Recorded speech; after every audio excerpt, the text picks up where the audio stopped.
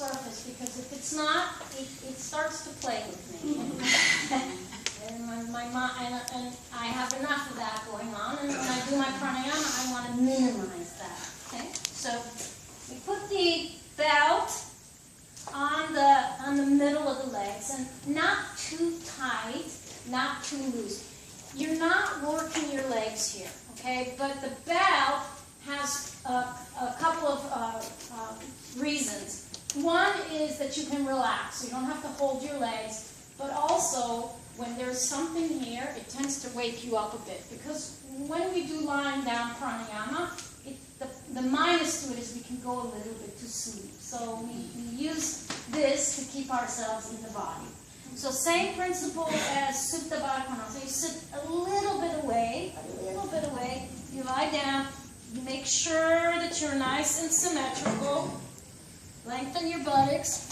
We're going to have everything out of the way. Set your blanket right underneath so your shoulders are off the blanket.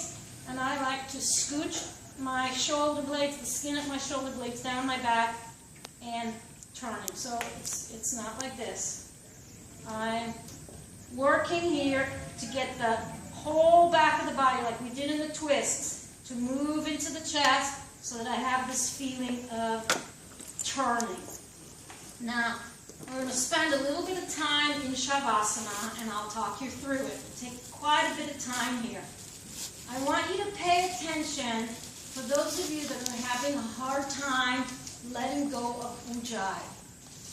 We don't always need to do Ujjayi, okay? Sometimes we need to let go of it. As a matter of fact, letting go of it is just as important as when we do Ujjayi. So both are equally as important. We'll rest, I'll talk you through it. And then we're going to take some rounds of Ujjayi breaths. And the first round, I'm going to ask you to simply concentrate on breathing into the sides of the body. So you're going to take a nice inhalation.